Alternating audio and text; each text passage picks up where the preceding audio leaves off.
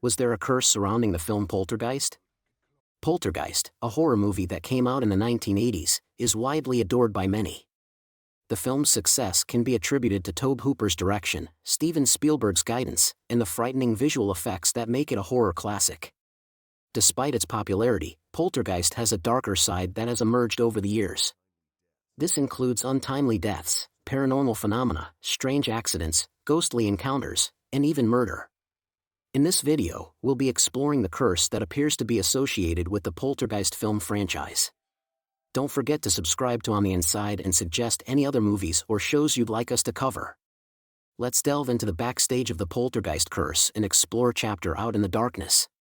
Poltergeist is a supernatural horror film directed by Tobe Hooper, who also co-wrote and directed the cult classic slasher horror film The Texas Chainsaw Massacre. The script for Poltergeist was written by Michael Grace, Mark Victor, and Steven Spielberg. The movie revolves around the Freeling family, who encounter terrifying spirits that eventually abduct their young daughter into the afterlife. The only way the family can communicate with their young daughter is through a television set that is filled with static. Initially, the film was meant to be a sequel to Close Encounters of the Third Kind called Night Skies. However, due to Spielberg's contractual obligations with E.T. the Extraterrestrial, he couldn't direct it, so he turned to horror maestro Tobe Hooper. Together, they transformed the film into a horror-centric story, and the rest, as they say, is history. Poltergeist hit theaters on June 4, 1982, and was a resounding success both commercially and critically. It received 3 Academy Award nominations and appeared on numerous Best of the Year lists. The movie was so popular that it spawned 2 sequels and a remake. However, despite the accolades, financial success, and career opportunities it created, there is a darker side to the film that is rarely discussed. There have been mysterious deaths, hauntings, accidents, and even a brutal murder associated with it. In the original Poltergeist movie, there's a scene where Diane Freeling, played by JoBeth Williams, runs in the rain beside a swimming pool that her family is constructing. She slips and falls into the pool, where skeletal remains emerge from the murky water and attack her. During filming, Williams was led to believe that the skeletons were just props, but they were actually real human bones purchased from a scientific research facility. In an interview for the TV Land special Myths and Legends, Williams revealed that she and the crew were unaware that the skeletons were real. They had assumed they were made of plastic or rubber, as it would have been too costly to make fake skeletons out of those materials. The revelation that they were using real human bones left everyone feeling uneasy and creeped out. Williams stated, "I think everybody got real creeped out by the idea of that." Numerous fans of the Poltergeist film series believe that the use of real human skeletons during filming is the reason for the alleged curse that seemed to plague many of the cast and crew members involved in this iconic horror franchise. This so-called curse is supported by various pieces of evidence. In one scene of the movie, the malevolent spirits haunting the Freeling family possess a small clown toy belonging to Robbie Freeling. The plan was for the animatronic puppet's arm to wrap around the neck of Oliver Robbins, the actor playing Robbie, and then quickly unwind while filming the sequence. The plan was to reverse the footage, creating the illusion that the clown doll was attacking young Robbie. However, the reality was a perilous incident that could have taken a much darker turn if not for Steven Spielberg's vigilant attention. In an interview, Robbins revealed, "They didn't have the special effects they do today, so the clown doll had an extended arm, and they had me act backward. The contraption got caught around my neck. Steven saw that, probably in the video assist, and he pulled me away from it. Who knows what might have happened otherwise." This incident was just the beginning of the close calls and potentially supernatural mishaps that would plague both the cast and crew of the Poltergeist films.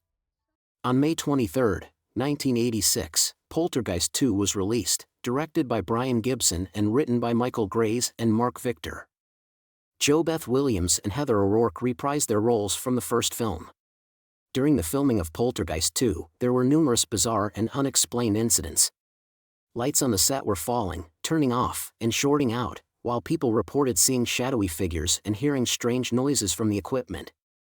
The production was so affected by these events that they enlisted the help of Native American actor Will Sampson, who played Taylor in the film, just happened to be a real-life shaman. He was asked to perform a cleansing ritual on set.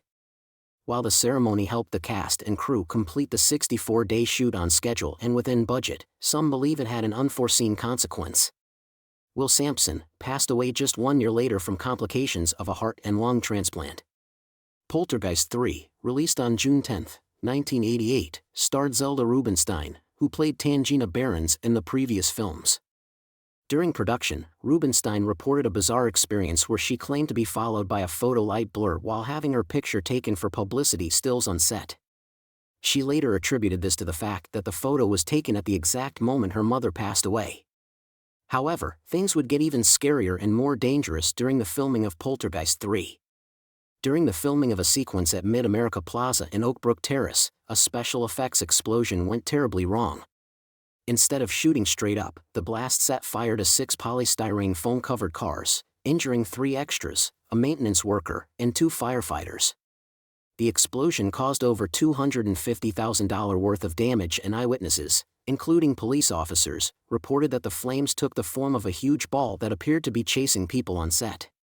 After the Poltergeist film franchise came to an end, the alleged curse lingered on. Dominique Dunne, who played Dana Freeling in the original Poltergeist film, tragically passed away at the age of 22 on November 4, 1982.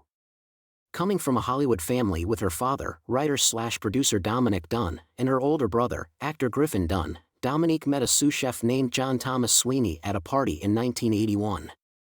They moved in together after a brief courtship, but the relationship quickly turned sour as Sweeney became prone to fits of rage and jealousy. Their fights escalated to physical violence, and it only got worse from there. John Thomas Sweeney killed Dominique Dunne by strangling her to death after an argument on the night before Halloween in 1982. During his trial, Sweeney stated that he could only recall being on top of Dunne with his hands around her throat. Additionally, Heather O'Rourke, the young actress who played a prominent role in the Poltergeist films, suffered a tragic death as well. Heather was born on December 27, 1975, and was not originally auditioning for Poltergeist. It was her older sister Tammy who was auditioning while Heather was working on the film Pennies from Heaven. It's said that Steven Spielberg saw Heather and her family eating lunch in the studio commissary after Poltergeist auditions were over and asked to meet her. After meeting her, he quickly realized that Heather was perfect for the role and signed her on the next day, ultimately choosing her over Drew Barrymore. Heather was just 5 years old at the time. Heather O'Rourke played the role of Carol Ann Freeling in all 3 original Poltergeist movies, but tragedy struck when she fell ill with flu-like symptoms on February 1, 1988. She collapsed at her home and was rushed to a hospital in El Cajon, California. During transit, she experienced a cardiac arrest but was resuscitated and later transferred to Children's Hospital in San Diego for treatment. Unfortunately, she suffered another cardiac arrest after undergoing surgery for intestinal stenosis and eventually passed away. The cause of her death was determined to be congenital stenosis of the intestine complicated by septic shock. James Caan, the author who wrote the novelization of the first 2 Poltergeist films, claimed to have been affected by the alleged curse as well. During the writing process for the first novelization, lightning struck his house and caused damage to his air conditioner. The incident resulted in strange occurrences in his home, such as video games starting to play on their own and glitches that were unsettling. Gil Keenan, who directed the 2015 Poltergeist remake, also claimed to have experienced supernatural events while making the movie. He reported being haunted by an otherworldly presence during production.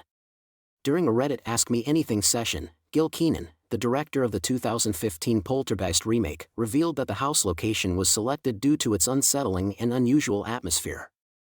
Throughout the filming process, the crew experienced a series of inexplicable equipment malfunctions, which were confined to that specific plot of land.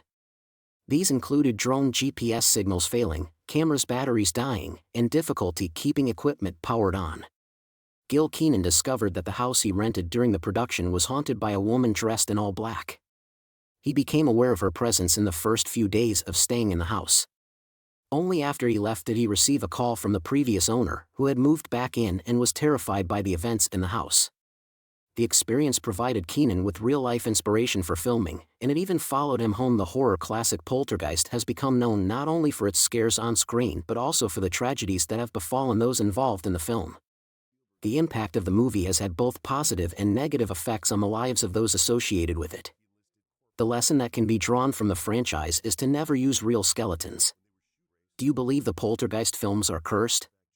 Share your thoughts in the comments below. And remember to like, share, and subscribe for more content.